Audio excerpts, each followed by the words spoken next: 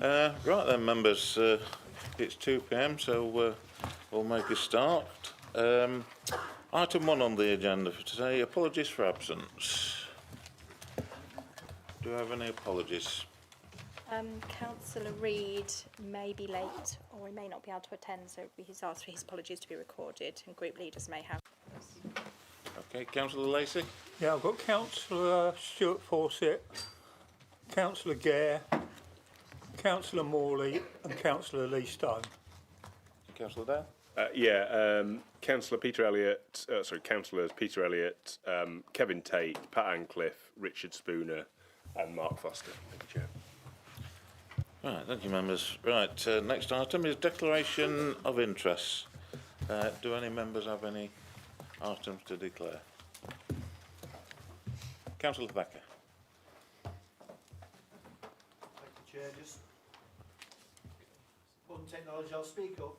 Just to declare an interest on item 14 as a member of the Ricknell Board, Chair. Okay, Councillor Gillett. I'll declare the same interest, Chair, and it's a disclosure of pecuniary interest, so I will leave the meeting when we get to that point. Okay, thank you. Right, next item on the agenda. Oh, sorry.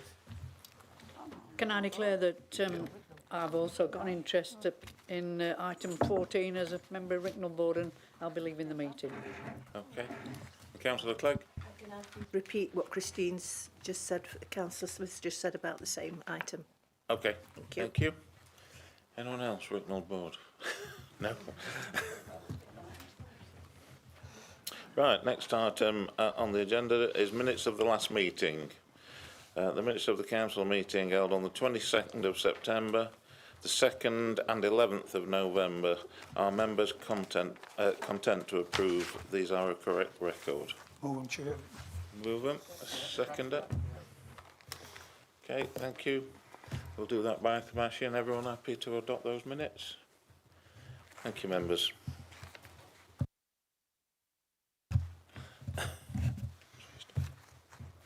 Right, item 4 is this is down to me. So, well, good afternoon, everybody. This is actually our first extraordinary meeting, first meeting since the 22nd of September, because the last two were extraordinary meetings. So this is my first chair's announcement in a while, but don't worry, I'll try and keep it brief.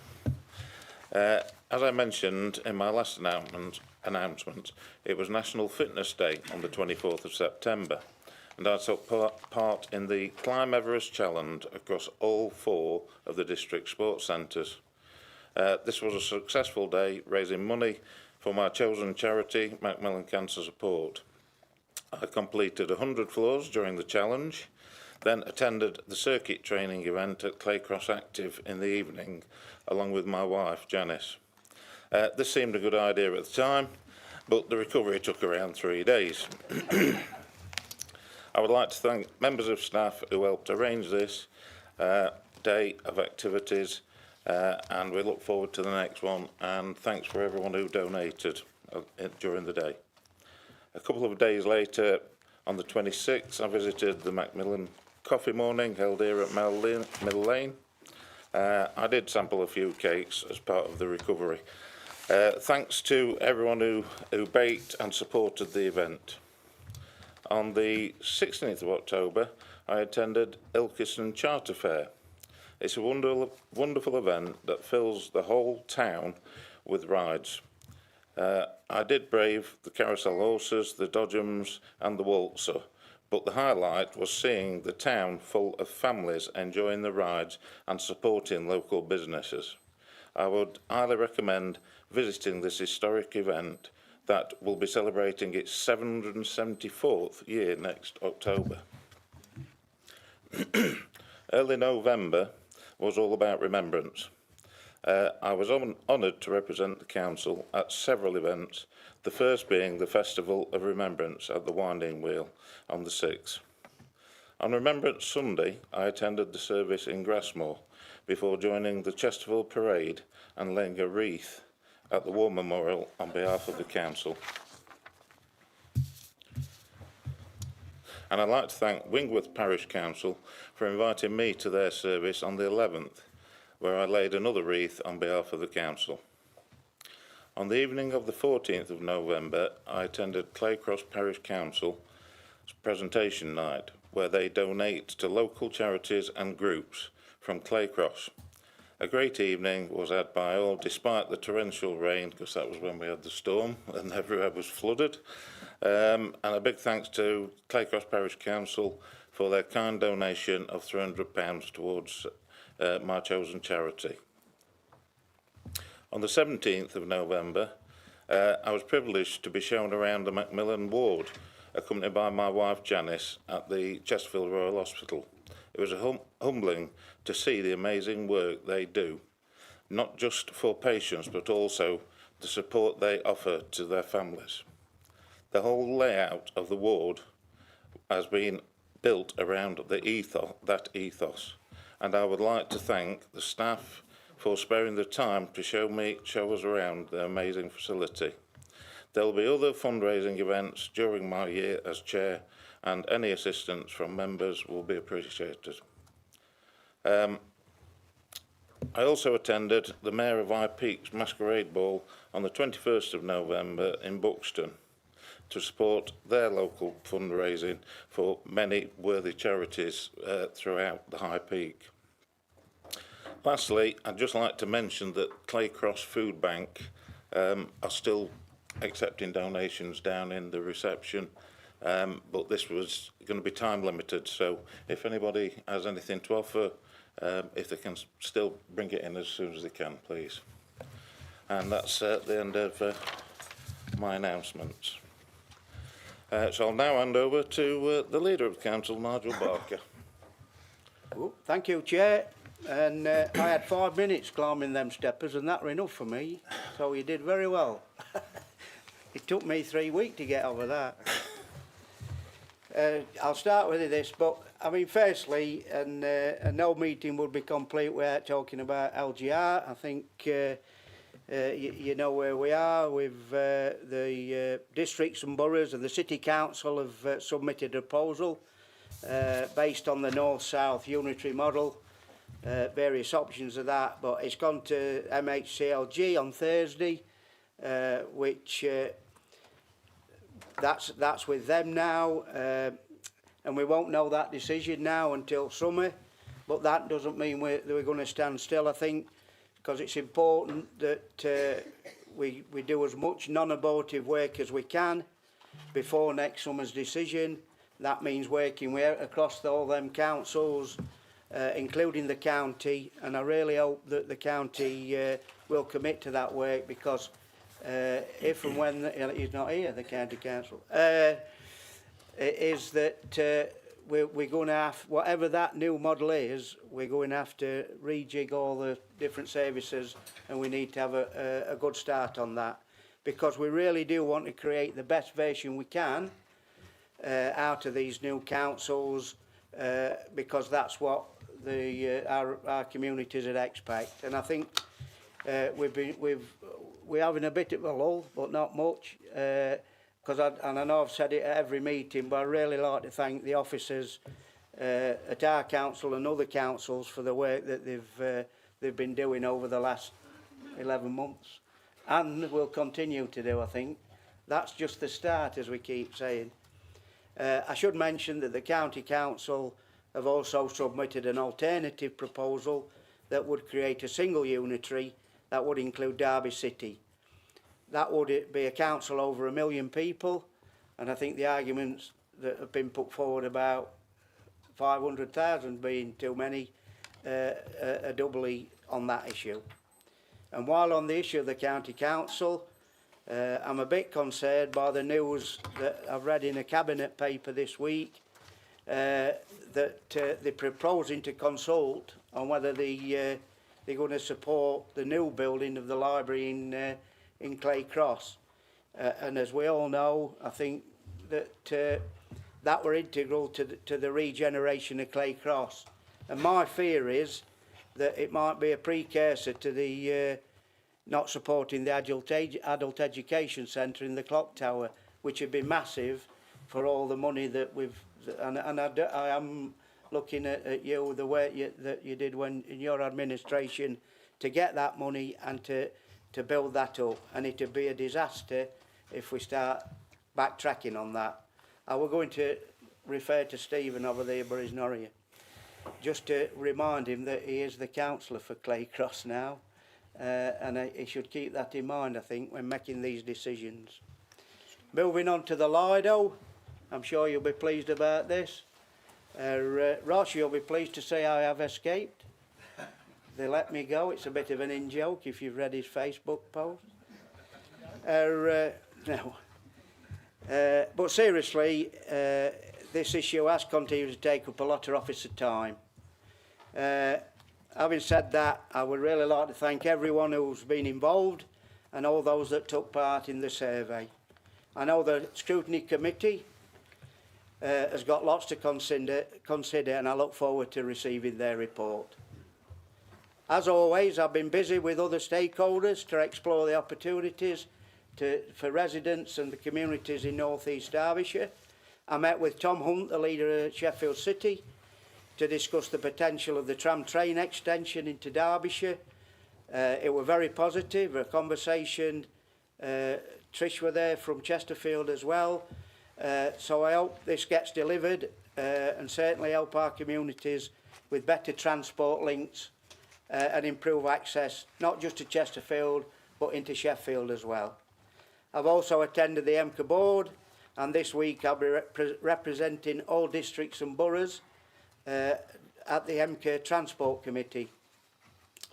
Last week I chaired the SLB, where we agreed changes to how we operate and link into EMCA, and I'm confident this will really improve communication and alignment, because that has lost a bit of direction, but we're getting it back on track. I also met with the Law Centre. It was both productive and reassuring, given how many people in our communities benefit from their support. And just let me finish on a high note. I'm delighted to announce that both leisure services and street scene teams have been nominated for the APSI Awards for Best Performer and Most Improved Performer.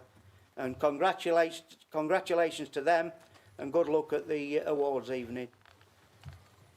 In the next 2 weeks, I'll be attending the opening of our brand new full-size 3G pitch at Claycross Active. This is the final piece of the facility development on the site, and it'll be a fantastic new outdoor space for our communities. That's a thought. We'll have five-a-side team, Lee. Put my name down. That's in my footballing skills. I'll have 2 minutes. A huge thank you as well done to everyone involved in the delivery of this brilliant facility. And finally, this is as a last scheduled full meeting, unless we have any more extraordinary ones, I'd like to take this opportunity to wish everyone a Merry Christmas and a Happy New Year. Thank you very much.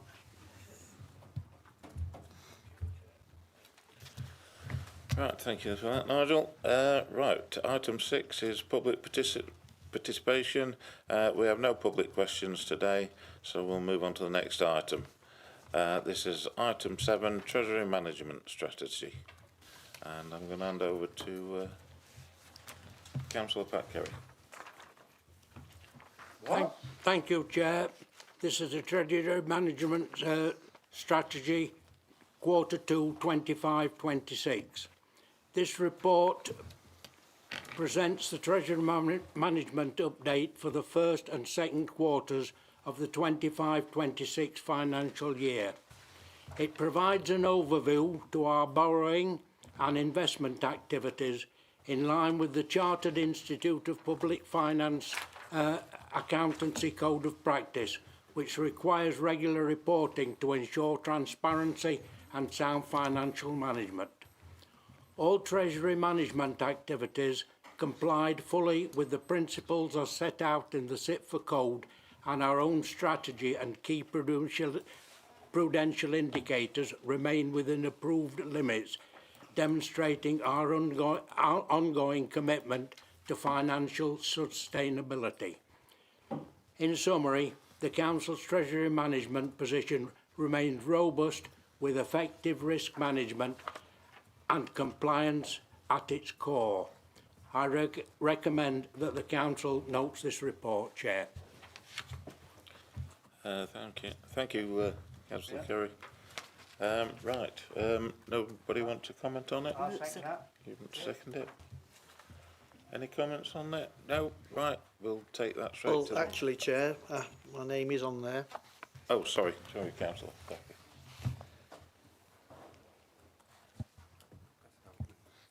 Let's try again.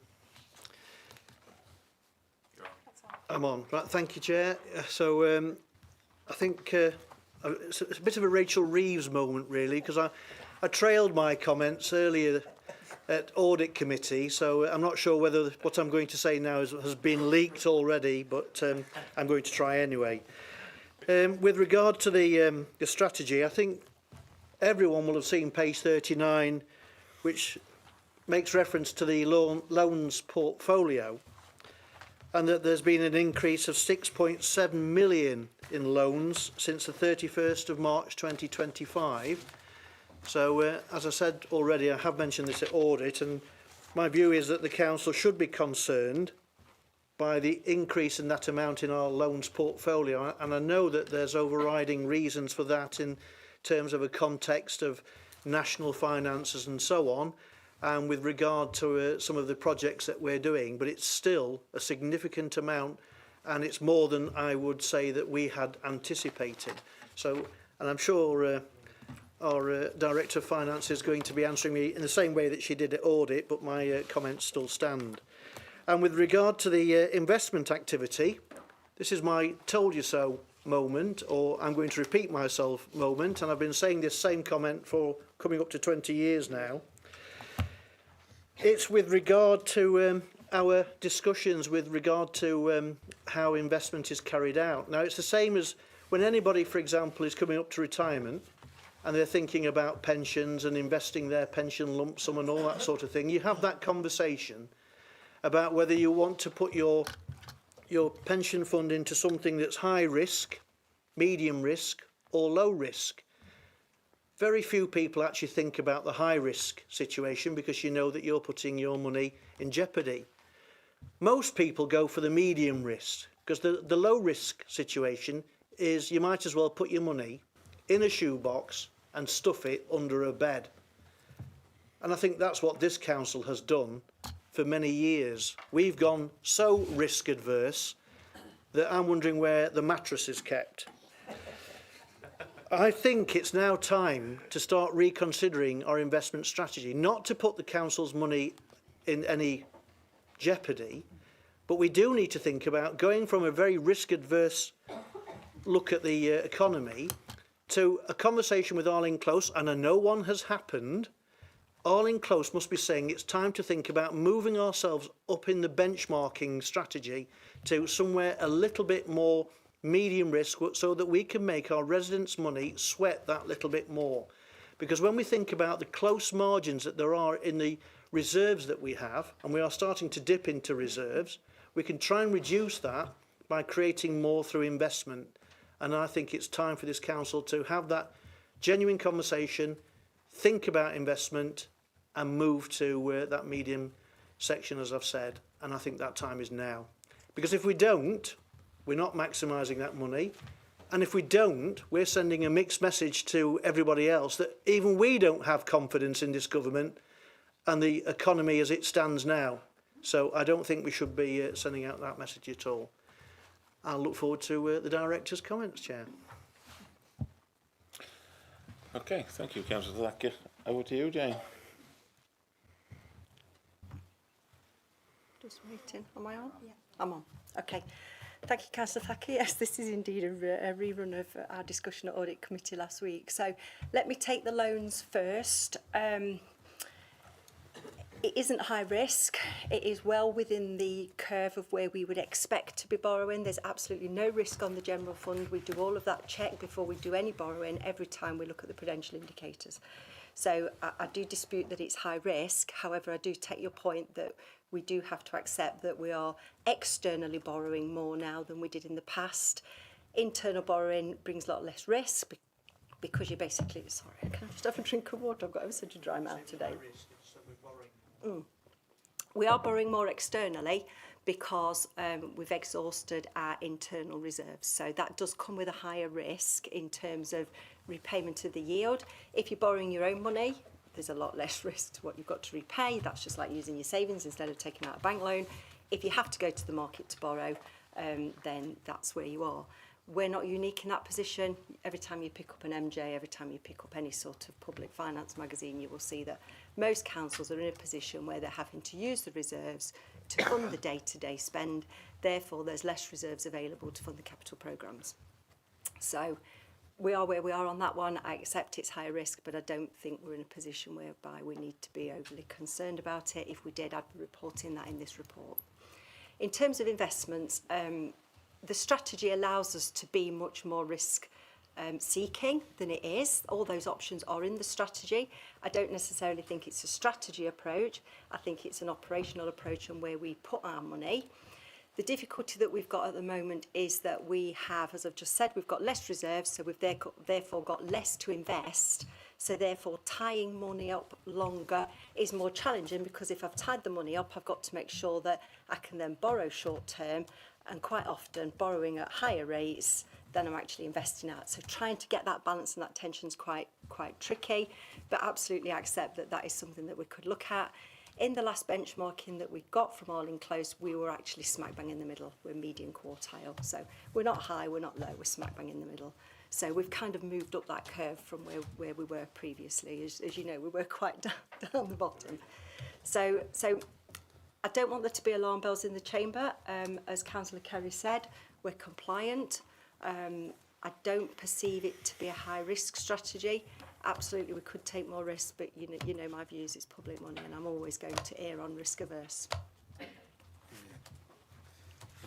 Okay, thank you, Jane. Right, well, the recommendation is on page 31 of the report, which has been moved and seconded. Can we take that to the vote, please? We can do this by acclamation. Everyone in favour? Those against? Any abstentions? That's carried. Thank you.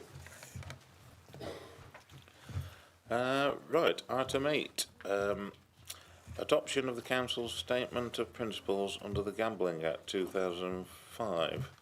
I'm going to hand this over to Charmaine Terry, who's going to speak from the podium.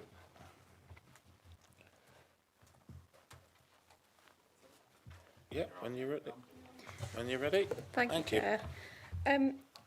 As some of you all know, the Council is responsible under the Gambling Act 2005 for issuing premises licences for casinos, bingo halls, betting offices, adult gaming centres and a number of other types of gambling premises.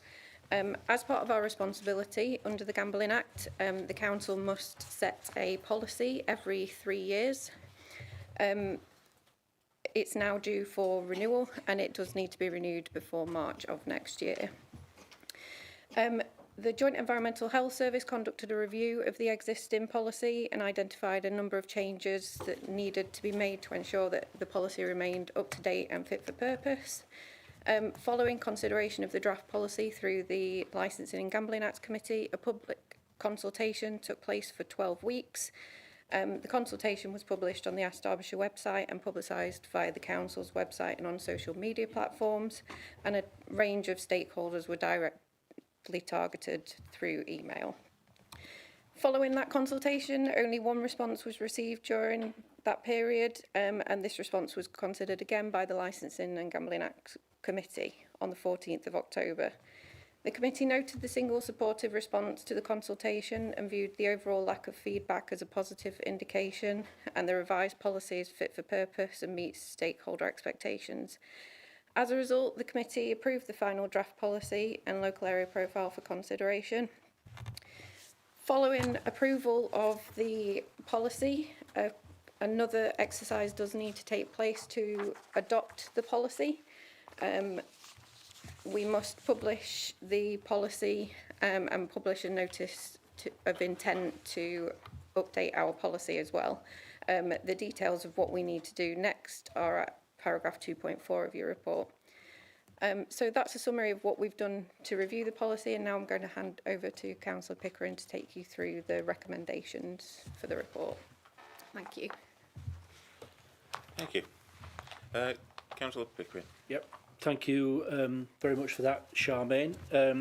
As it's been pointed out, we do have a statutory duty to prepare this statement of principles under the Gambling Act 2005.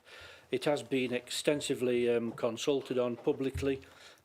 You've heard the response that came from that, fairly standard one, I think.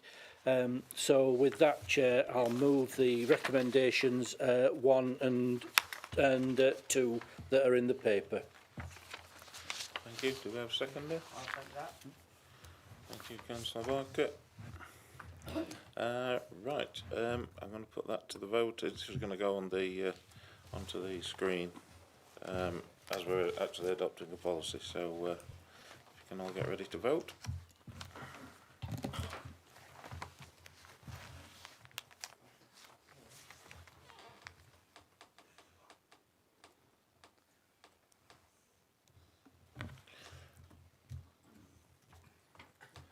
Right, members. Thank you very much. What's the odds on that, Alan? I bet you were going to say that. Right, that's carried. Thank you very much, members.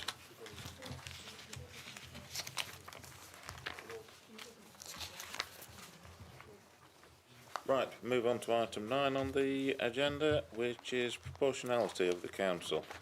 I'm going to ask the Assistant Director of Governance and Monitoring Officer to introduce this item. So over to you, Sarah. Thank you, Chair. Further to changes in the political group's memberships, this report sets out the political parties' representation in accordance with the proportionality rules.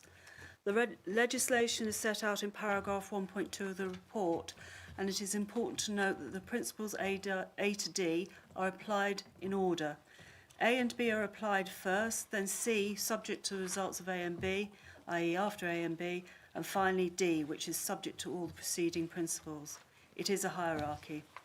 Under these rules, the current proportionality is shown at paragraph 2.4. Paragraph 2.6 sets out the seat allocations in accordance with this calculation. Please note that at paragraph 2.7 it is made clear that all opposition groups have a similar difference between their percentage on the council and their percentage of committee seats. All have been treated in the same way and in accordance with the rules. Please also note paragraph 2.10, which states it should be noted that the current numbers in each political group, it is not possible for all opposition groups to have their full proportional representation because according to the legislation, the majority group's majority should be prioritised. This does not mean the other requirements have been ignored. They have been met where reasonably practicable. Committee places have been allocated to get as close to each group's overall numbers as possible, whilst being as fair as possible to all groups. In addition, this is subject to regular review at the annual meeting each year. As part of this review in May 2026, Council could consider whether it wishes to review the size of committees. The recommendation is to approve the allocations, and could I ask, whatever the result, that the leaders of the parties let me know their nominations for their changed seats after today. Thank you. Thank you, Sarah. Do any members wish to speak on this? Councillor Shipman. Thank you, Chair. I'm not very happy about how the seats are all divvied up because an administration that's got a majority of one councillor seems to have nearly 6% more seats on the committees than it should have under proportionality rules. Now, the reason this is because there's not enough committee seats. And if you remember, the administration reduced committee seats. I don't know if it was this May that's just gone on, May before, which has resulted in this disproportionate proportionality that we've got for the opposition groups. I mean, my group's got what, just over 1% less than it should have. The other independent group is the one that's most severely hit with over 2%, 2.2%. But the administration seems to think that it can have this power grab with all the committees and push all the other groups out. I mean, our group, which is the group that we're in, has nearly 11.5% of the council chamber, doesn't even get a seat on environment scrutiny, for example. So we're not getting our voices heard on environment scrutiny, but we're being given 2 seats on communities, putting us on the same number of seats as Conservatives, who are 2.5 times our size. That doesn't even make any sense whatsoever. And yet, governance are putting this proposal and trying to tell the rest of us that apparently we've followed all rules and it's the proposal that makes the most sense. None of that makes sense. And how anyone can justify coming to this council chamber and trying to tell us that that's true is nonsense, isn't it? I think the administration needs to go away, look at the size of the committees pronto, and then come back with another proposal, if I'm honest, that actually puts all the groups on their relevant proportionality and stops this Labour power grab on the committees that affects all the opposition groups, so we can't get a say on the committees that you'd expect us to have a say on. Like I say, our group should certainly have a say on environment scrutiny when it's got 9 members and we've got nearly 11.5% of this council chamber, but we haven't. So I think, like I say, the administration really need to go away, look at the size of the committees instead of trying to shrink them down so that they have got a massive advantage over opposition groups, and then bring a proposal back. So I'd like to propose that that's what happens. If I can add what we're on, how many recommendations? Can I add a recommendation to the end that review is takes place ASAP, whether that's by standards or whatever, and that we then have a proposal in front of us in due course, which resolves the issue and allows all opposition groups to get their actual proportionality, rather than this Labour get as many seats as they can possibly get because they shrunk committee sizes down. Thank you, Councillor Shipman.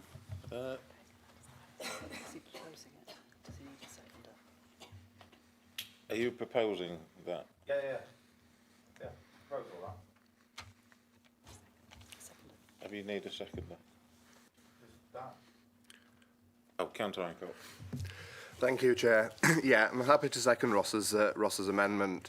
I mean, one of the key things which there are multiple legal interpretations of the Act, and whilst the monitoring officer quite rightly refers to them in her report, the key intention of Section 15 of the Act is to achieve proportionality. And given that we have the leadership group literally 1 member over 50% of this council, the practicability of providing them with a majority on every seat is the bit that could actually be a bone of contention, and quite clearly is, because it's resulting in a massive differential at the expense of all of the opposition groups. So I fully support the fact that it does need to be reviewed. We don't necessarily need to increase committee sizes. We could actually look at 50% of the seats on each group would actually be proportionately accurate for the position of where the majority group actually are at this point in time. So, as I say, the overall intention of the Act is to ensure that the committee allocations match the proportionality of the council itself. It doesn't allow the council to use one principle to defeat another, and Parliament didn't make 3 over the 4 proportionality requirements optional. So the question that we've got is, does the majority group's percentage of the total committee seats match its percentage of the council? And if not, then the schedule doesn't comply with Section 15(5)(c) and doesn't comply with Section 15 overall. Members should be aware that if the council wishes to adopt an arrangement that does not comply with the proportionality rules in Section 15, Section 17 requires that it can only be approved unanimously with no member voting against, and a single vote prevents a non-compliant arrangement from being validated under Section 17. Needless to say, I won't be voting to support this allocation, because the proposed arrangements inflate the administration's representation at the expense of the opposition groups, to a point where the total distribution of seats fails to reflect the political composition of the council, in breach of Section 15(5)(c), and the requirement to apply all 4 principles together. So I would also ask that my statutory objection is recorded in the minutes. Right. Thank you. Right, we've got an amendment moved and seconded. We'll take a vote on that amendment. No. Unless somebody else wants to enter. I want to come and You said you didn't. I said, no, I changed my mind. Sorry, I've changed my mind. Woman's prerogative. I'm sorry, I disagree entirely with the meaning given to the legislation in the last two councillors' speeches.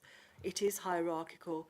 It is an absolute requirement that the majority party has a majority on every committee. That comes before you start giving proportion of seats, etc., across the committees. It is true that if you wanted to change the size of committees, that will obviously change because you still only need a majority of one. And just for members' information, the majority is only one on all committees apart from the licensing committee, which we've mentioned today for change. So what, if you approve that, the majority on every committee will only be one seat and is not excessive. But I just wanted to make it clear to you, legally, you have to give a majority of the seats to the majority party on every committee, and you can't do anything else unless you go the alternative proposal route, which would have to come back to a future council. Thank you, Chair. Thank you, Sarah. Councillor Gillett. Chair, I was going to say roughly the same as what the monitoring officer said. I've been on a number of councils. I've served under a number of different monitoring officers, and each and every one has given exactly the same advice that we've been given today. The majority party, and that's party blind, it doesn't matter which party is in power, gets a majority on the relevant committees. And the minute that happens, it means that the minority parties probably won't get their numbers unless by a fluke the number of committees and the percentages add up. And therefore it's then about allocating them fairly. And my understanding is that the monitoring officer has tried to do that with this proposal, but she accepts that in May it will be possible for council to review all that. And yet once again we have the independent group giving us legal advice in flat contradiction of the monitoring officer that would lead us to do something that I think, certainly in this case, will be highly inappropriate and probably illegal from what she said, because it doesn't apply with the statutory legislation. So I hope council will support the monitoring officer in the advice she gives and vote against the amendment. Councillor Durham. Thank you, Chair. Looking at this, I mean, as councillors, we are lay people. We read the legislation, we try and understand it as best we can, but if I have a choice between my reading of it, ChatGPT, or the monitoring officer, I'm going to listen to the monitoring officer, who is the person who has the expertise in this field. So I'm going to be deferring to the monitoring officer. I am a bit sad to hear that, you know, the independent group are making an argument on this, because as chair of the Community Scrutiny Committee, they get an extra person coming onto them. And I've had a great time with the independent group councillors coming on there. And so I'm a little saddened that they're arguing again about proportionality, especially when they have the opportunity to be able to sub out as something the council did make a change to allow councillors to join other scrutiny committees in order to be able to maintain their level of proportionality that we have. So on this one, I think the independent group is making an argument for the sake of making an argument, and I'm going to listen to the monitoring officer, and I'm going to be voting in favour of this. Councillor Dale. Yeah, thank you, Chair. I think our group was happy with the report as it was. To be honest, I think it does sort of make sense. However, I do think the independent group have a fair argument in that it does seem a bit curious that they've obviously got one committee with two and then another scrutiny without any.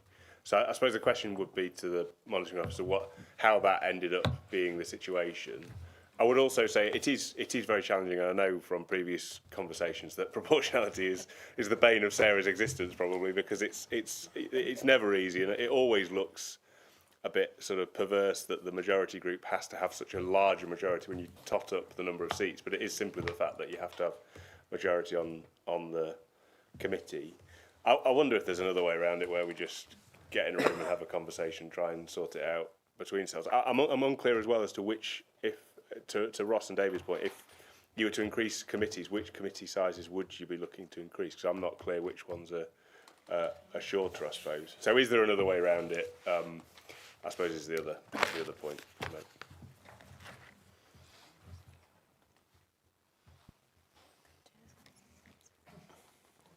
Sarah, would you like to respond?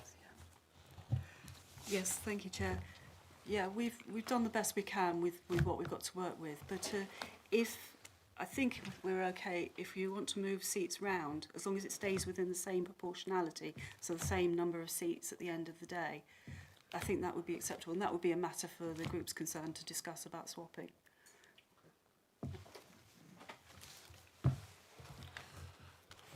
Okay, Councillor Dale.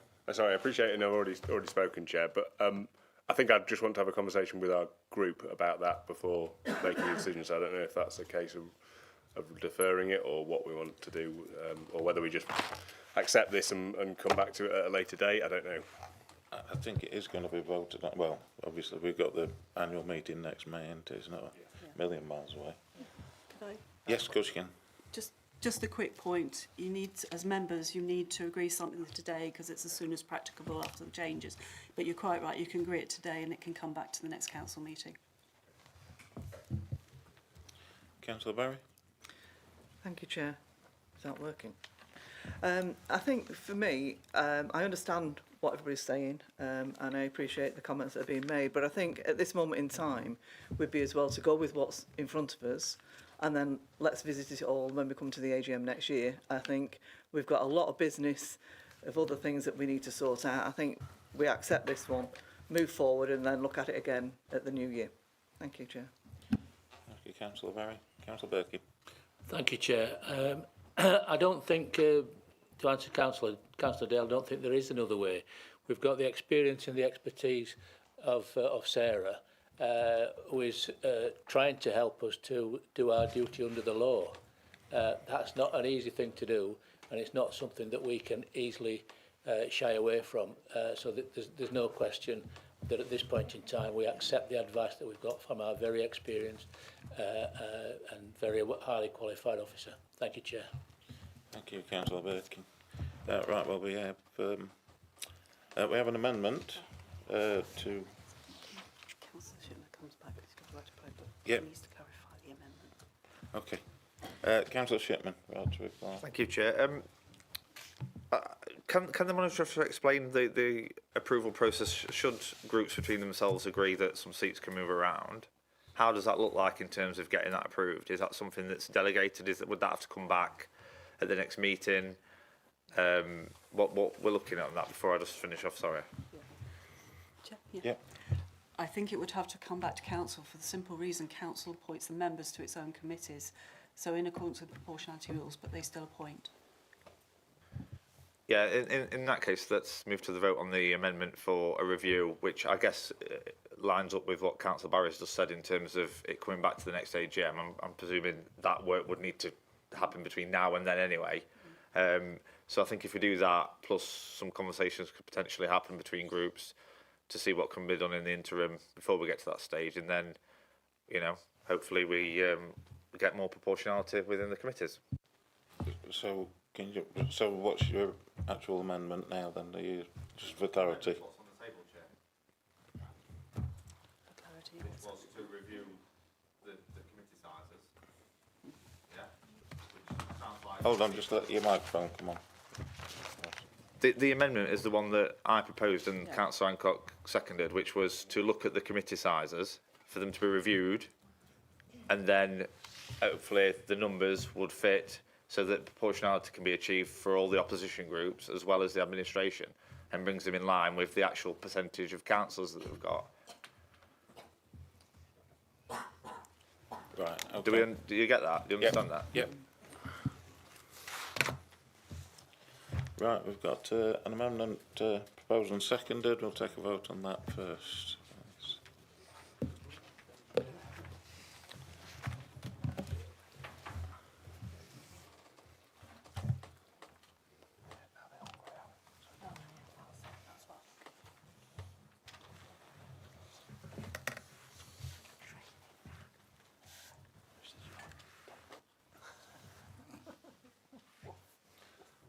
Right, that amendment's failed.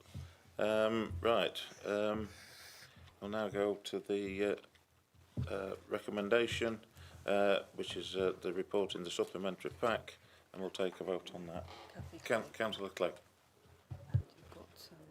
Did you want to speak? No. Oh, no. Unless Nigel wants to come back.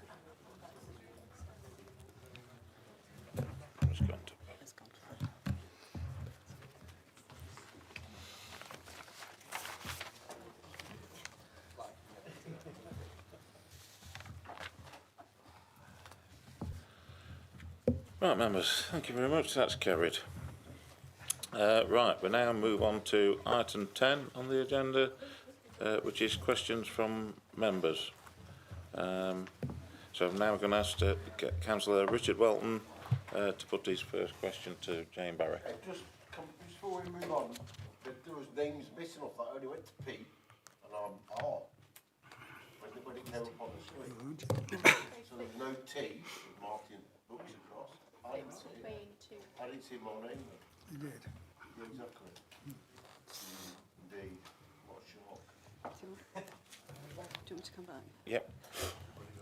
It flits between 2 pages. Right. So there's not just one page, you've got to look at both. Can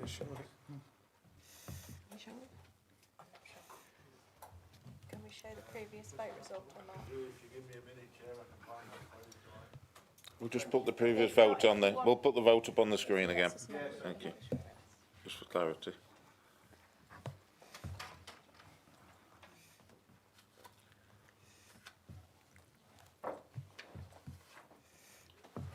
Just a confirmation, Mark can say yes or no, can't you?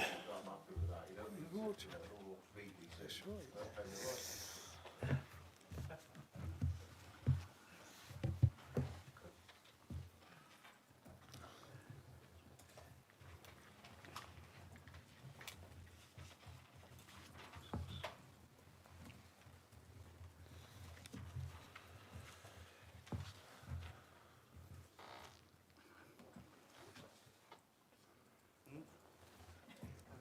Are we nearly there, Martin? I can't confirm the vote until the meeting's done, but I can confirm that Councillor Rowe's vote was lodged. Yeah. Okay. Okay, thanks. Right, we'll move on. Richard, over to you. Yep. For your question. Do I have to press anything? On. Okay, good. Chair, thank you very much. We, the Conservative Group, welcome the commitment made at the recent EGM held on 11th of November 2025 to a review of the Council's Asset Management Board.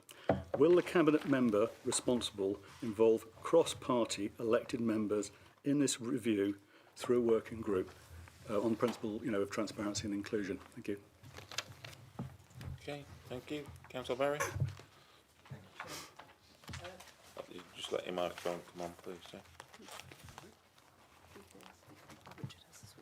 Want me? Oh, there we go.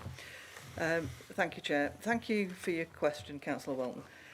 For avoidance of doubt, I committed to undertaking a review of the disposals and acquisition strategy, which this administration inherited from the previous Conservative administration. This strategy has not been reviewed since 2017, so as you will agree, a review is due. But we were waiting for the completion of the Strategic Assessment Management Plan to ensure we get alignment. The Asset Management Board terms of reference have only recently been reviewed and remain fit for purpose. With regards to cross-party group, property management is an executive function and not a council function, and therefore it is for Cabinet to determine the future strategy. So simply the answer to that part is no, but we will listen to what people have to say as we go through. Thank you. Supplementary, please. Yeah, Councillor Welton. Yeah. Okay. I had assumed that there would be some form of review, but if the review is just on the strategy, so be it. And my question, therefore, supplementary question is, will the portfolio or the Cabinet undertake that Councillor Kevin Gillett recuses himself from no part in any of this review on 2 grounds?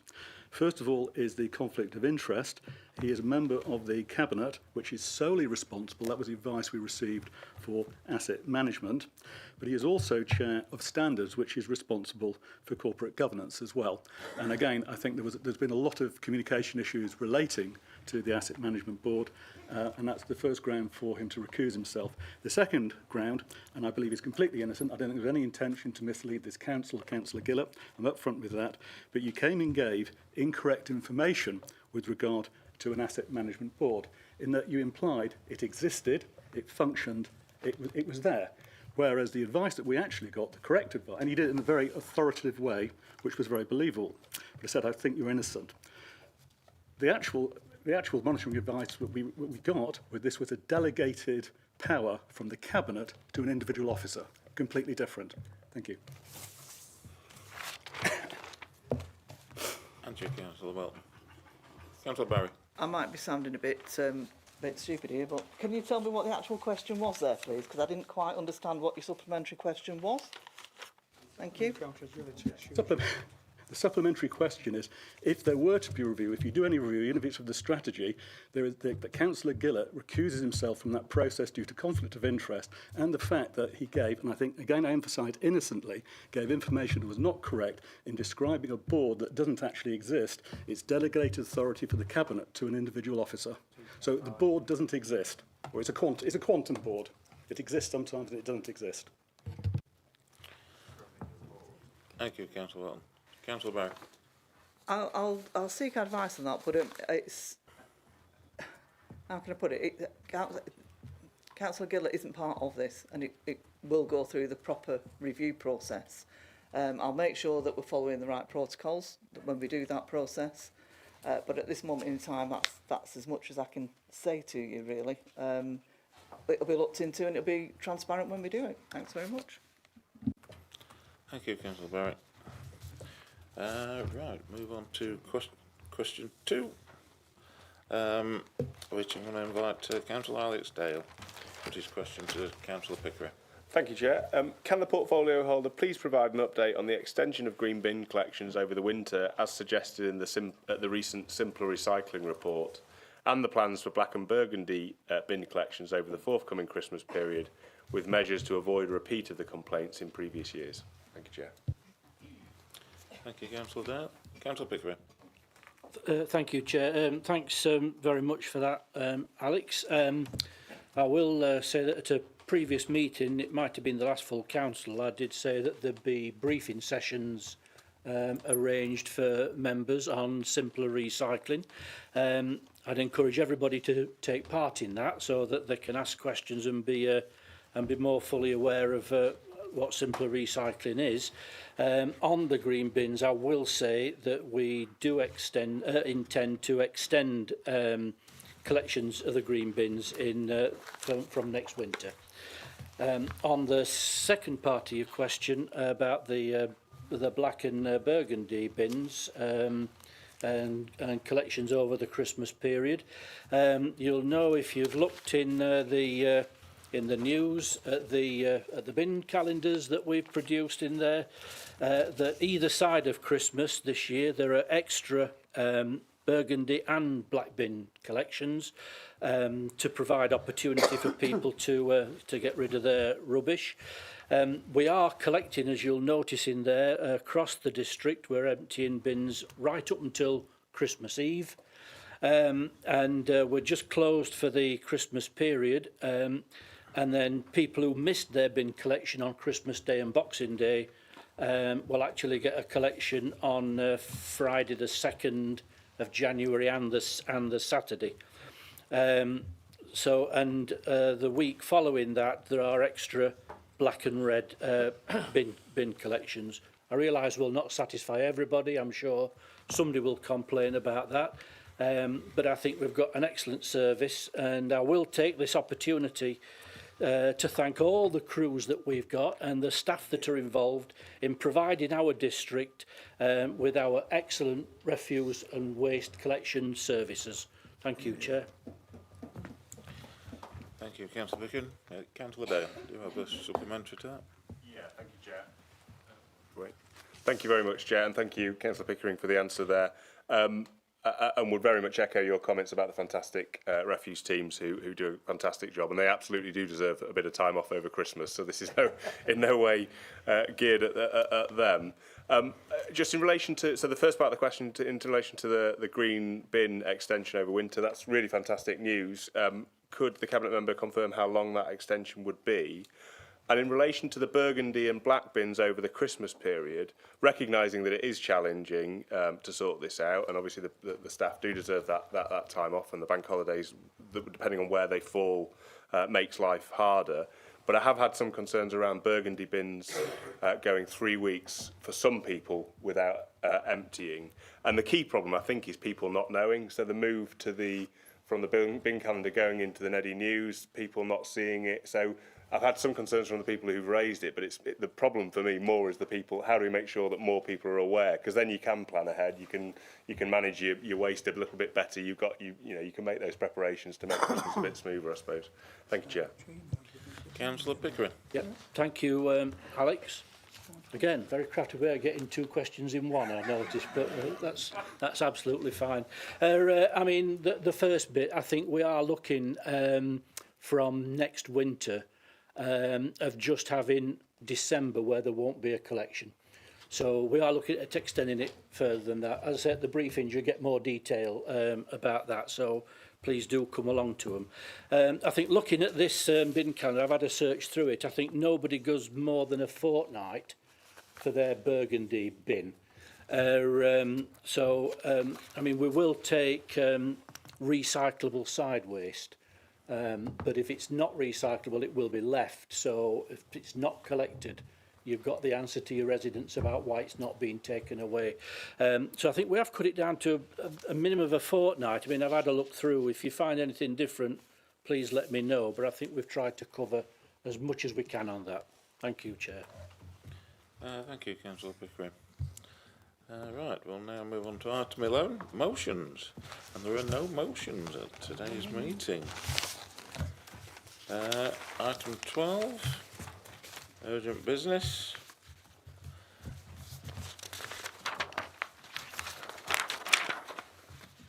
I have no urgent business today. Item 13, exclusion of the public. I'll move that the public be excluded from the meeting during the discussion of the following item of business to avoid the disclosure to them of exempt information as defined in paragraph 3, part 1 of Schedule 12A of the Local Government Act 1972, as amended by the Local Government Access to Information Variation